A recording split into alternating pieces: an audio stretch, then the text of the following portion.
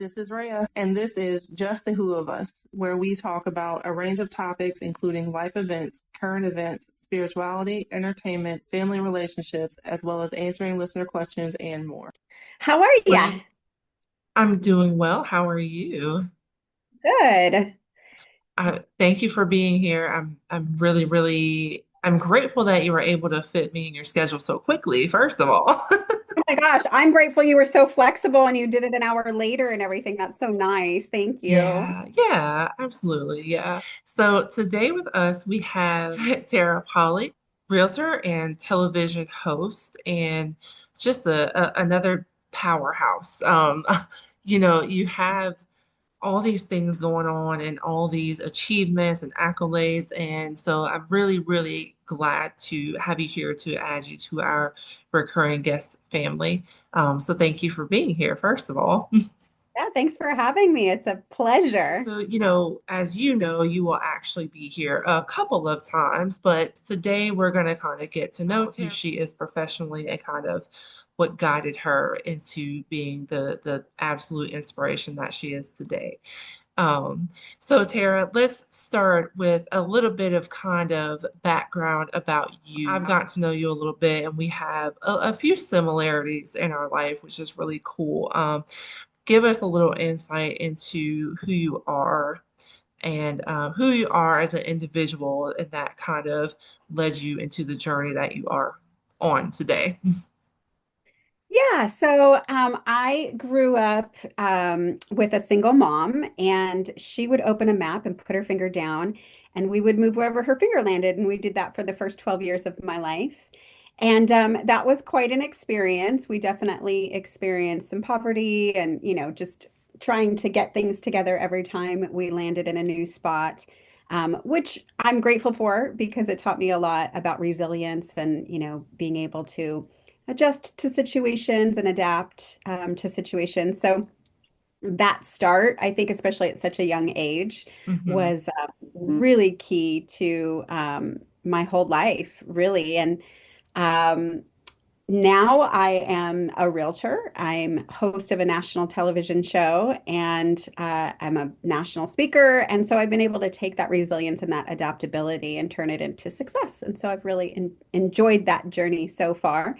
And personally, I have 4 children and 8 grandchildren, and a big Oh, family that I started early. So, yeah, I mean, it's been a very fulfilling journey. yeah, that's amazing. First of all, to kind of to start to kind of have a, I guess, quote unquote, potentially difficult start. A lot of us experience that kind of instability, and whether it may be moving, living and going to different schools throughout the same year or the same, middle school. I was in blah blah blah, 4 different schools and one, it can be challenging and Mhm. kind of make things difficult to adjust and bond with people and, kind of, okay, well, I won't be here for long kind of mindset. So I'm not really like putting down anything and making connections. And so the fact that you have been able to take that and as a person who is in public speaking and realty, you have to know how to engage with people. You have to know how to talk to people and make those connections. And so I see how it could be kind of difficult for someone to do that who had instability in their childhood. But you took it and were like, you know what? I'm going to take this and I'm going to make it a strength of mine instead of a weakness. So I really admire that. Yeah, thank Um, you. yeah. And, I know that we'll talk about this a little bit later, but just to briefly touch, you were a mom pretty young too. And, as we know, I will say for me, having a child at 14, I didn't really get into any kind of like career focus until my 30s.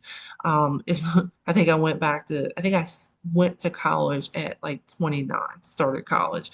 And so, for me, it was like, it kind of gave me this, it took a while for me to kind of grow up in that sense of, career focused and future focused and things like that. And so, um, how do you think that having a child so young impacted your kind of, your career and future focus? Sometimes it goes like me to where it takes a while, and sometimes it makes the person like, okay, I got to get this together right now. How do you think that impacted your focus on your future and kind of wanting to make that happen? Yeah, that's a great question. I had my daughter when I was 17, and I think I got lucky in a lot of ways, honestly, because just the way it all fell into place, right? At the time, being a 17-year-old mom, obviously people judged me quite a lot. But now I look back on it and I think, gosh, I'm so glad I had my kids young, right? Because now I'm a young grandma and I'm a young, my kids are out of the house and I still have time to enjoy traveling and doing all these things. So, I mean, Yeah. it really worked out for me. But also, I really have to give my ex-husband a lot of credit because the way that he stepped in and helped me and supported me. Yeah.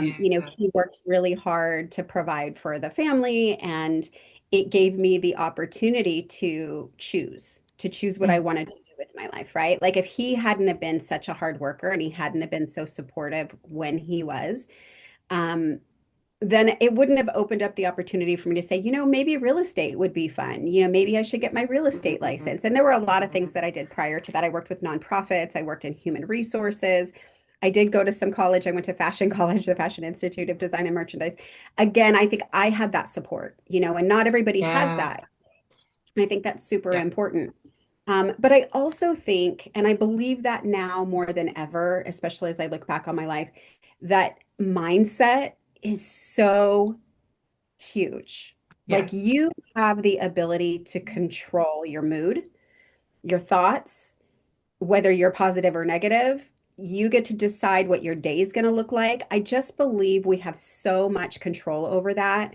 And mindset is absolutely everything. You have to believe that you can do it.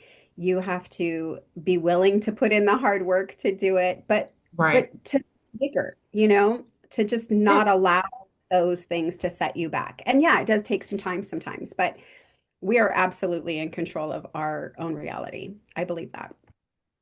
Yeah, no, that's a really good point. Because especially in having multiple children too, there's typically a lot going on, right? You have different moods to deal with, different, children at different ages, different emotional stages, and then we have our own things, right? Like specifically when you get a little bit older, you step into perimenopause and menopause. And so it's like emotions are just always going on around us.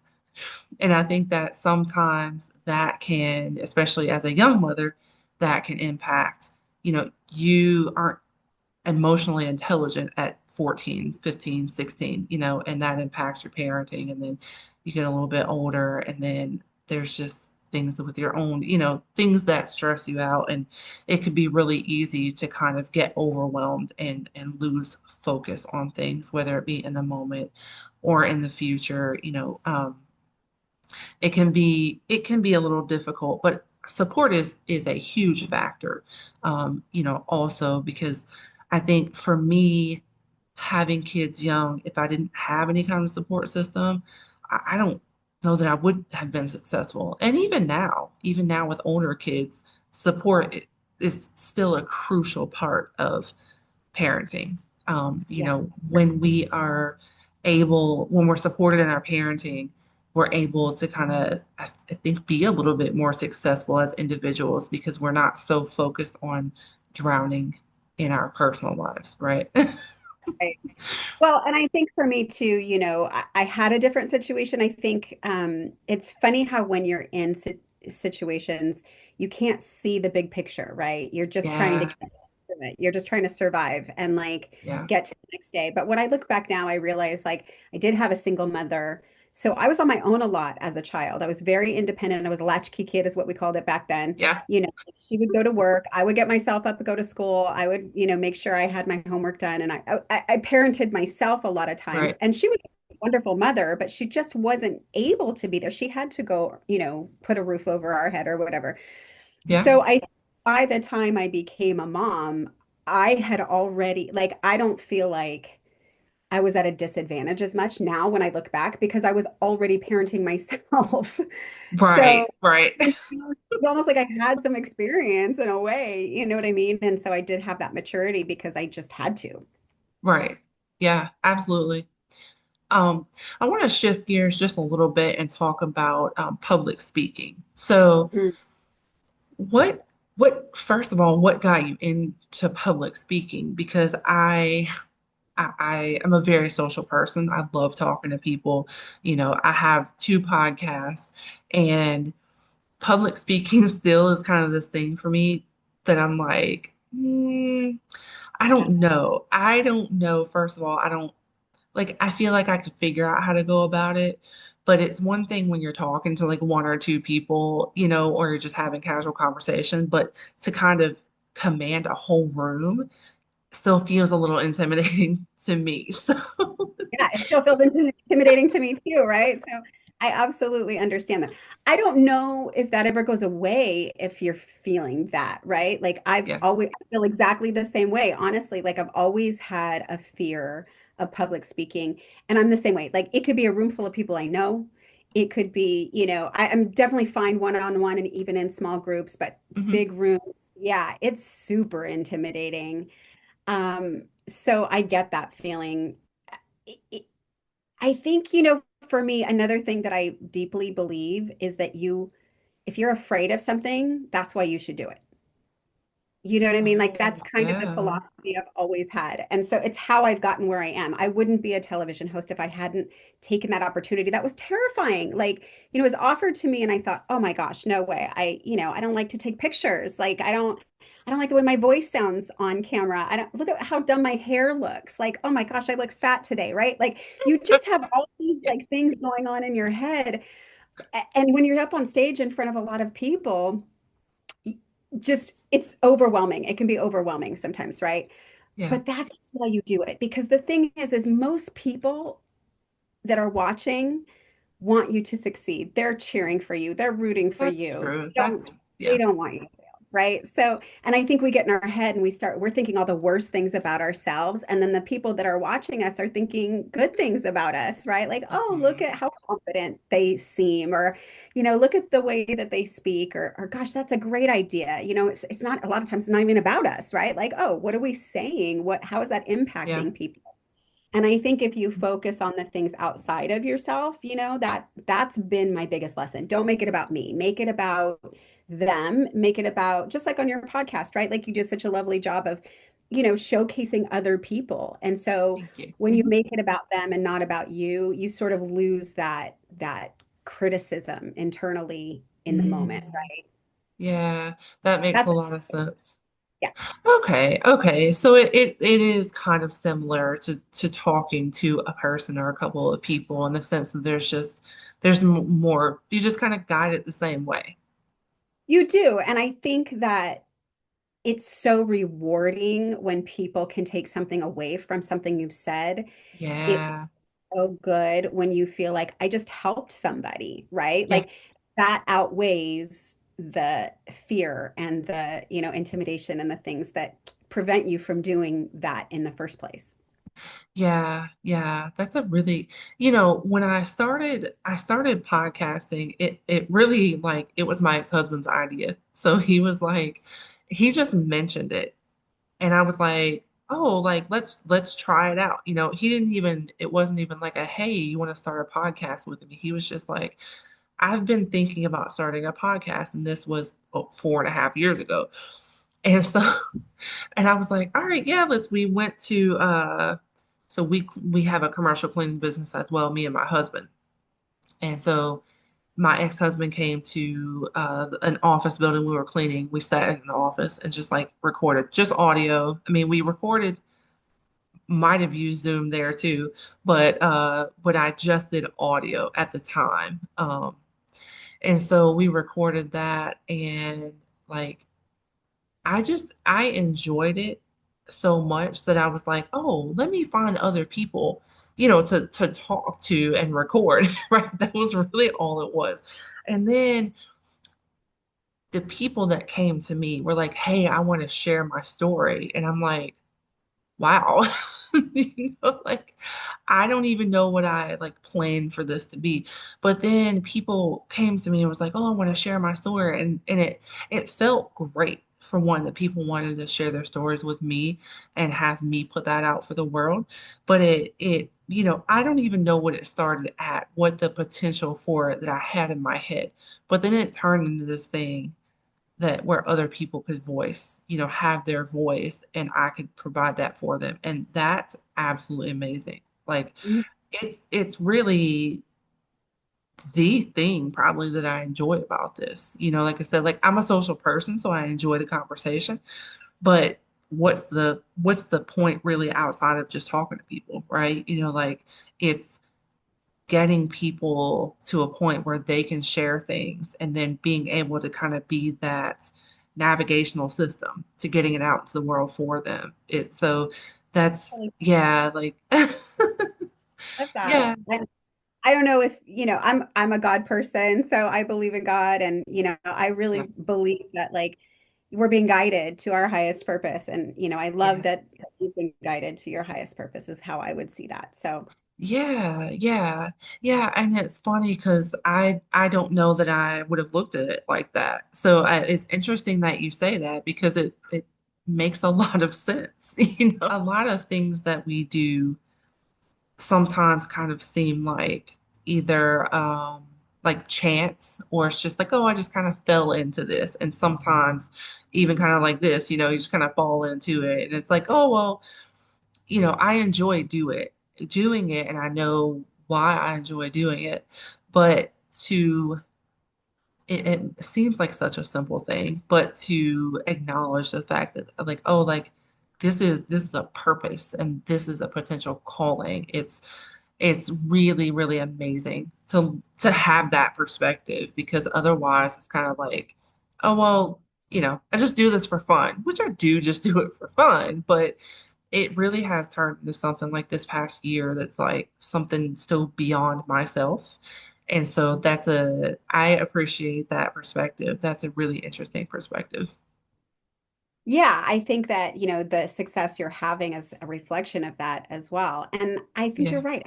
That's what I love about what I do too, is that everybody has a story. It's Yes. so interesting to hear what that story is, right? Yeah. Yeah, and even if we have similar stories, they're not exactly the same.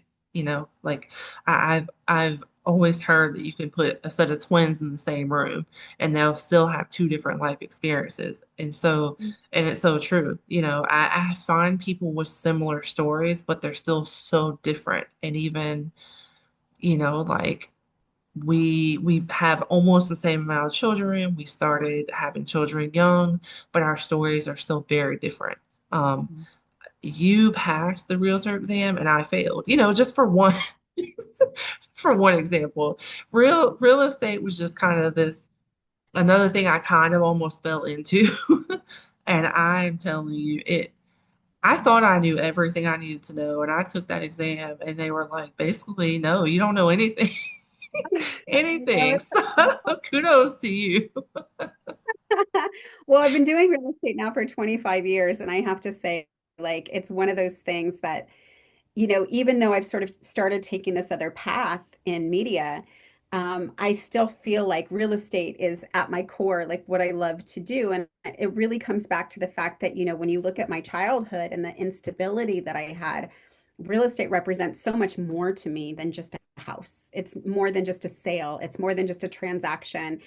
We're talking about, providing people with stability and security and a place to dream and become their highest best self. And Yeah, that we store in our homes, and I'm not just talking about material things, I'm talking about, all of our hopes and dreams.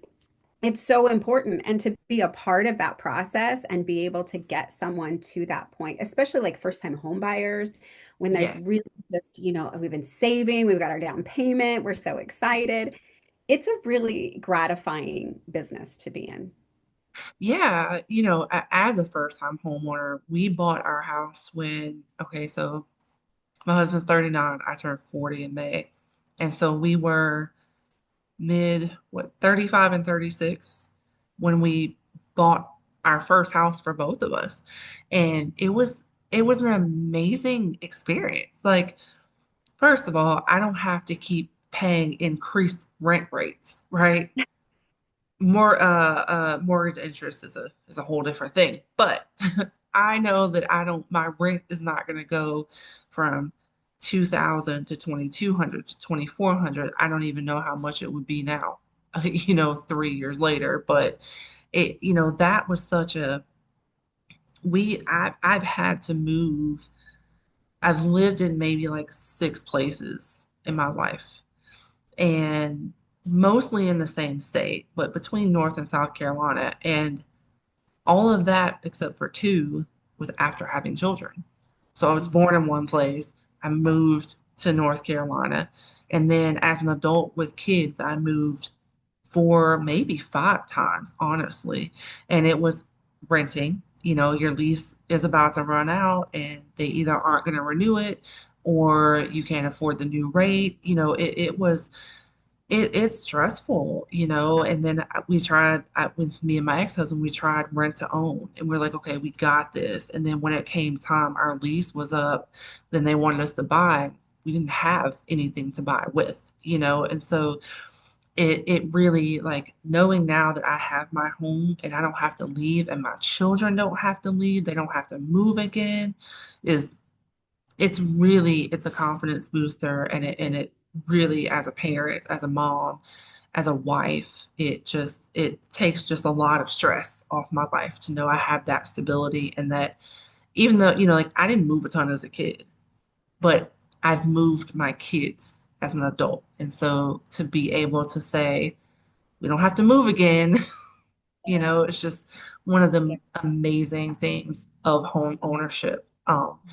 It is something you have to work for, though. Your credit has to be in the right place. You have to have money for a down payment. And so I think for a lot of people, it is a seemingly unattainable dream. But Mhm. when you have the right person to work with, like our realtor, absolutely amazing. Our lender, absolutely amazing. We had a wonderful team, and that's really important. Super important. Yeah, absolutely.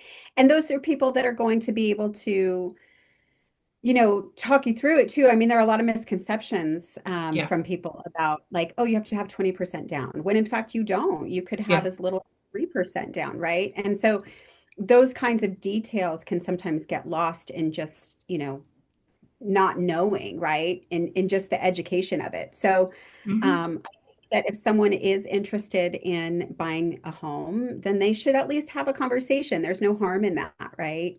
Just talk to Yes. somebody what it might take. And even if you don't move forward in that moment, at least you have a framework. Again, I believe that your mindset is so important. Hmm. And when you set your sights on a goal, like I'm someone who lives, like I do vision boards and I believe in manifestation and I'm in California. Come on. We do all that hippie stuff, right? Right. So I believe in that, but it's all a form of manipulating your own mind to Yeah. achieve you know what I mean? And sometimes you Yeah. have to do that. Sometimes you have to manipulate your own mind if you want to achieve the things, that are out there. And so I think knowing what you need to do, knowing what it takes, and then setting that goal, what ends up happening, and this is what I believe happens with vision boards, is that once you know what the goal is, you don't have to really worry about how you get there, right? Because you'll start making subconscious choices Hmm. that get you to that goal, right? That's so, yeah. When you have a path to choose from and you have to make a decision about that, am I getting the Starbucks coffee this morning or is that going into my savings for a down payment, right? Right. Those are Yes. choices. And so if you know, like my goal is to buy a house next year, then you'll get to a point where you don't even have to think twice about that choice. It just automatically goes into savings because that's your goal. Yeah, that's so true. And, having ADHD things are so much easier for me when I have a visual representation, whether it be that I'm writing something down or like I have a lot of dry erase boards in my life. So I have like a classroom size one hanging up in my house. And then kind of beside that in the next room is another one, like a regular size one. I have a pretty big one in my office. I have one in my room. Like, That's but awesome. it's funny that I've never thought of using any of them as a vision board. But it makes so much sense because, if you're like me and visual representation makes a huge difference in your life, that's a really, really massively helpful tool. And, like in writing, we do like mind mapping and things like that. And it's kind of similar in a way. And, but I think that's a really, really good tool to give the audience because, yeah, like I said, if you're a visual learner, that's going to be super helpful. I know when we were in the process of looking for a house, I would write down certain things like, okay, what traits are we looking for? What areas are we looking for? Kind of mapping things out because especially and we looked at some houses that were just like, okay, if we just had to go somewhere, this would be it. And I know sometimes it can kind of be easy to think like that too. Okay, well, I have to go somewhere and like this is the minimum that I can accept. But honestly, we got so much more out of our home than we even thought we could. We had a bunch of remodeling done before we moved in, and with the contractor, one of the things that was sent over to us was a like kind of make your own board kind of thing, like a virtual board, and it included things like like paint colors and just like basic things like that. But even that, like it helps because too me, like I can look in a room and like see how it could be, but my husband is not. He was like, I don't know what y'all are talking about. So even when it came to like characteristics of the house and things we wanted changed, that visual representation was really helpful too because it, for him gave him kind of like, oh, this is what this could look like. And for me, it gave me the options, so it kind of did different things for each of us. But that visual representation was super helpful really through the whole process. Well, and I think the visual representation is just a part of it. I think there's Yeah, a lot of us that, you know, we get into survival mode, right? Like you're just trying to get through the day. And when you're in survival mode, all you can see is what's in front of you. You can't very see much the, so. yeah, you're not thinking about the future. You're not thinking about what is it that I'm trying to get to. You're thinking about how do I get through today, right? Like how do I make this work? Yeah, For me, when I talk about vision boards and manifestation and things of that nature, it's more about like how do you achieve your goals if you don't know what your goals are? If you don't have any dreams and you don't know how to get, yeah, how do you ever break out of survival mode, right? yeah. So it's really important, especially as adults, like as kids, we're always encouraged to dream and to think bigger. And then you get to be an adult and people are like, all right, that's enough of that, right? Like now we have Yeah, reality. You got to get to work and let's go. So yeah. I think it's important to continue dreaming. I think it's important to continue thinking bigger. Like what do I really want out of life and how do I get there? What would it take, if in a perfect world I could do everything I wanted, what would that look like? And I think that's for me what the vision board looks like. You mentioned being able to create a future for yourself and your kids. And a lot of times like I said, especially having kids young, I think, in my opinion, we don't do that a lot in life. It's kind of just like, okay, well, this is what it is. This is what I can do at the moment. I used to be a very short-term planner. And it's one reason that my husband and I make a great pairs because he is very much a long-term planner. And Mhm. so, when we got together and we rented for a little bit and then we thought about the buying process, it was one thing that just made us really strong together because I was able to look at short-term things, short-term goals, short-term benefits and changes, and he was able to look at future. And so, we kind of got the best of both worlds, but and I'm glad because honestly, I hadn't thought about buying a home ever just because just didn't feel like something that was attainable for me for a long time. It was just me and four children, and then came along a baby, and it's like it was just not something that I ever thought I could kind of catch up to, if that makes sense. But having him, having the future long-term planner, he was like, no, and he has a good support system too. And they were like, "Hey, let's get this done." Like there's no reason we can't do this. Let's get it done. And so that again, that support system really, really helped. And then having people too supportively to say, "Hey, why not think like this? Why not have this goal? You can do this." For someone who my mom owned her own home since I was a small kid. So, and then my grandma the same way. She was a single mother, owned her home. My mom's single mother owned her home. And so I don't really know why it wasn't something that I felt like it was attainable. I guess just I had so many more responsibilities. And then, of course, working kind of dead end jobs, I guess you could say. You're just kind of like, okay, well, I don't know where this is taking me, and then moving and having to start another job and all this.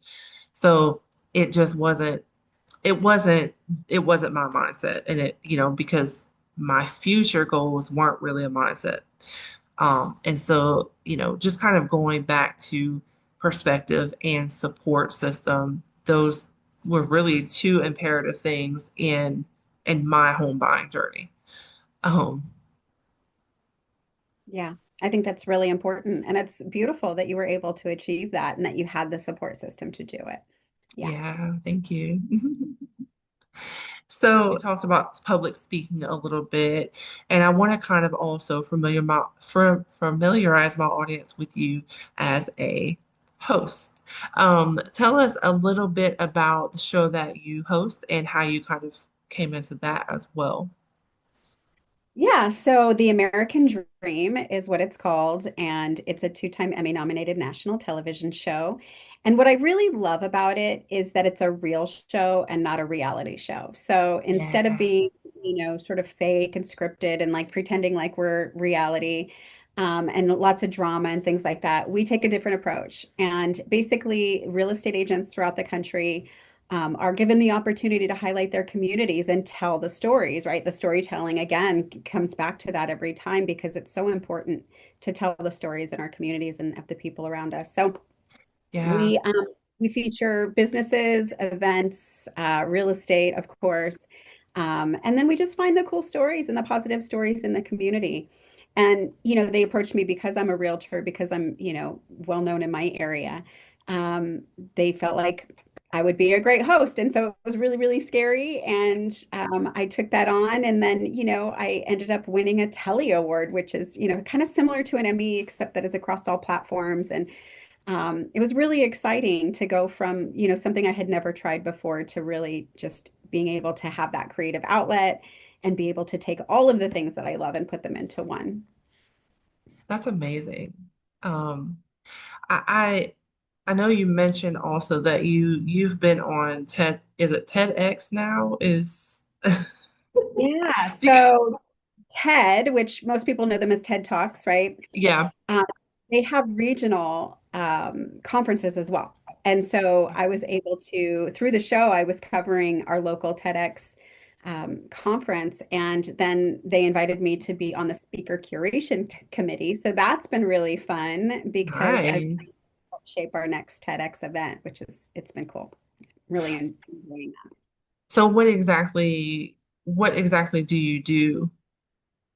Basically, we're trying to craft the lineup, right? So when you go to a TEDx event or when Okay. you go to a TED Talk, you have speakers on stage telling their stories, right? Or Yeah. giving you a lesson or, talking about some things in the world that they believe is important. And so, um, our next conference, the theme is Mind Shift, the power of perspective. So, kind of going back to that, right? Like the Yeah. power of perspective is everything. And so, I've been on the speaker curation committee. And what that means is that basically I'm helping to craft the lineup. I'm inviting people to come be a speaker at the event. So far, we've secured Mauricio Umansky, who is the owner of the agency. He was married to Kyle Richards of The Real Housewives, and now he has his own show called Buying Beverly Hills on Netflix.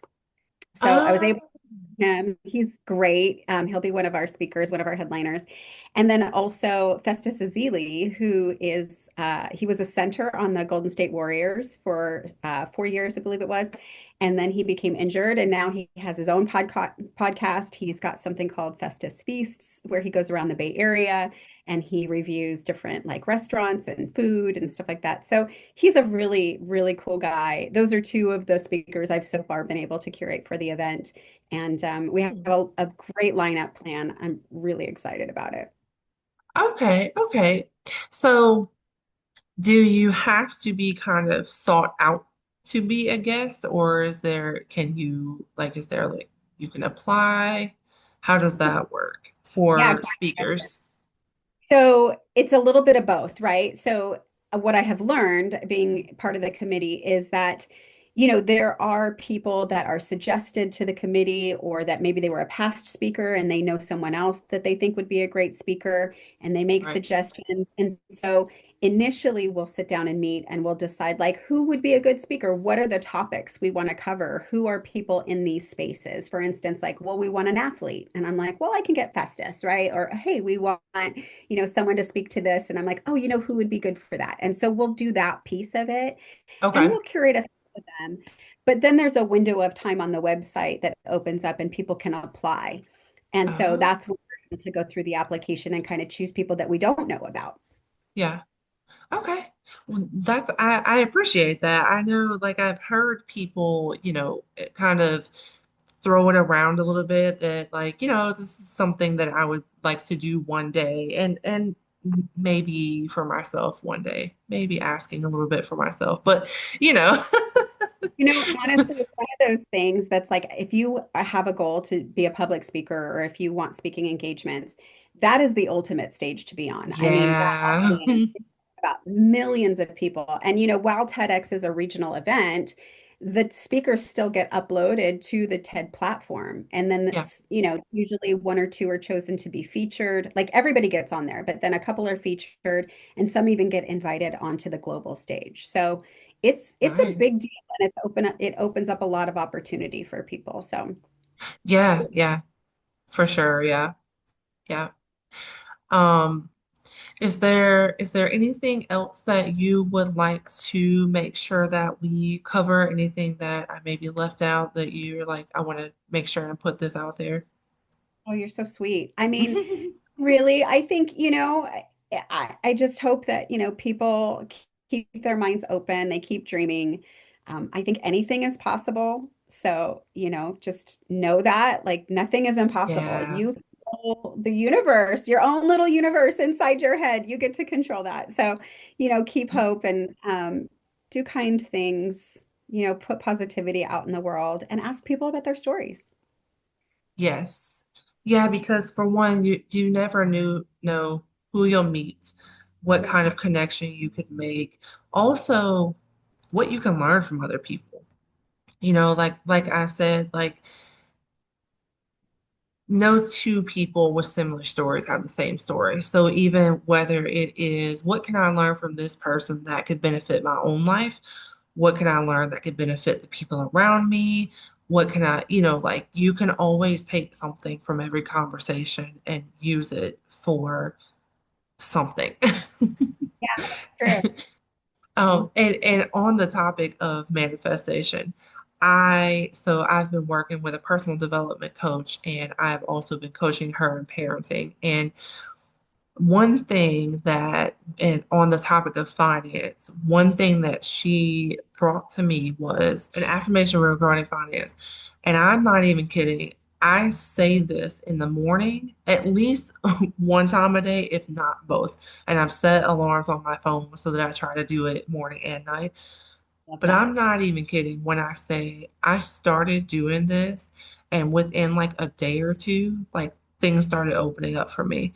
And it's just a very simple, like, uh, on the terms of, I'm not going to say exactly what it is on here, but, just kind of form your own that pertains to you. What goal are you trying to attain in life? But something that, in my opinion, it's important to be something that is beneficial, but safe and healthy, and, something that benefits yourself, but that you can also put back into the world. So not, oh, I'm going to be rich. I'm going to be rich. It's not kind of like that. It's not that simple, but in along the lines of multiple income streams and how I effectively manage those things. And within a couple days, I had multiple things coming up, and they weren't huge, not like tens of thousands of dollars, right? But like even $100 a month is another income of revenue. And like multiple things open up, and then it's just crazy because it can be difficult to shift that mindset and say, okay, like it can be difficult to believe that actually happens. I'm gonna put this out to the world, and then because now I believe it, and now I'm seeing things, and I'm opening myself up to opportunities. And so, yeah, it's It goes back to everything crazy. I was saying. Yeah, it's another way to manipulate your own mind, right? Yeah, Affirmation yeah, allow you the opportunity to frame what it is that you want, right? It's yes, you knowing what your goal is and to say, I have this, and mhm, put yourself in a mindset. And I could get into there's a whole bunch of stuff like frequency and vibration and all these things, right? Like there's a whole bunch of stuff that goes into all that. yeah, But affirmations, if we just want to keep it simple, I think it's so important, affirmations, it's important to say it as if it's in the present moment. So not like I want yeah, to be rich, but like right, I am rich, right? Like yes, that's your affirmation. So to say it as if you're living it in the moment, because hmm, then your reality aligns with what you're saying is happening. It is a yeah, manipulation. I absolutely believe in that. And yeah, I do think that that's how you manifest things. And you don't even have to know how you're going to get there. You're just knowing that this is my reality. And then it really does become your reality. It's pretty impressive. I love that. And even if you're yeah, just using affirmation to put you into a positive perspective, right? If you're yes, using an affirmation to say like, I'm having a great day. Even when you're not having a great day, you could be yes, having a terrible day and you could be like, I am having a great day. And what will yeah, happen is it will shift your perspective and you'll start to see the positive things. And I really too believe in gratitude. I think that yes, gratitude is a huge part of manifestation and a huge part of affirmations. You cannot have one without the other, I believe. So yeah, even if you wake up every day and you say 5 things you're grateful for, you open your eyes in the morning and say, okay, God, or whatever you believe in. right, I'm grateful for my family. I'm grateful that the sun is out today and it's not raining. I'm grateful, like just find 5 things. It could be any number of things. I'm grateful the dog did not bark at 3 a.m. and wake me up. I don't know what it is, right? Just find something to be grateful for because gratitude will attract positive things into your life. It just, yeah. I mean, it's just like a fact. Absolutely. Absolutely. This morning seemed to begin to be a difficult day. And I said, you know what? I just stopped in my car. I said a prayer. And I don't even pray like this, right? But I just kind of like did one of these, and I just ended here. And I just prayed. I said, you know what? This is how I'm gonna look at this today. Today's not stressful. Today is Yeah. things are happening, and we're just gonna take it as it is. Trains your mind, right? So the more you think about what you're grateful for, it trains your mind to start Yeah. looking for positive things. Yeah. That's what you're telling yourself to do. And so, in the course of the day, you're always going to have negative and positive things, and what Yeah. you focus on will multiply. That's the bottom line. What you focus on. Absolutely. If you are focused on negative things, how many times have you had a bad day, right? Like you're like, man, I just, somebody just called me and pissed me off, and now I have to go do this. And you go to leave, and then your bag gets caught on the doorknob, right? And you're like, oh my God, it's like one thing after another. Like you're just like, Literally. Yeah. and it snowballs into this thing. And by the end of the day, you're like, I am done with this day, right? Yeah. It's what you focus on will multiply. And so Yeah. if you just do not allow the negative things in your life to get into your brain too much, if you just go, okay, yeah, that happened. Next, where's the positive thing? Yeah. Or how did that negative thing actually have a positive spin to it? Yeah. And then it trains your brain to always be looking for the positive, and that will open up doors and opportunities for you in ways that you can only imagine. Yeah. Yeah. I completely agree. Absolutely. Yeah. And two, it's one of those things you have to put it into play to see it in your life, right? And you just start. Like there's no convenient or plan, just start and just do it when you catch yourself, just Mhm. do it. And then you'll start to see that it really does kind of come easier. And then it just becomes the mindset that you have. But sometimes in the beginning, I've noticed you have to catch yourself. Okay, I'm putting this into play now. Yeah, I still do that myself. I'll go, oh God, I'm Yeah, really eating a lot today. I'm really like focused on negative things. Like, snap out of it, Tara. right, right. Yeah, absolutely. For sure. All right. Well, unfortunately, we are out of time, but I love this conversation. I think we covered a lot of really great things and kind of getting to know you professionally and a little bit personally. And we have a couple more conversations coming, and I'm so grateful to have you here and part of our family. And thank you so much. You. Thanks for having me. You're doing such a beautiful job, and I love that you're, just putting this positive energy out into the world and helping people. I'm sure that, sometimes people can listen, they'll just take a nugget away, but that's enough. Yeah, yeah, that's the goal. Thank you. All right, see you next time. Thanks. Bye. Check us out on YouTube at Reah Higgs, ReahHagues. You can also keep up with us on Instagram at Just the Who Podcast.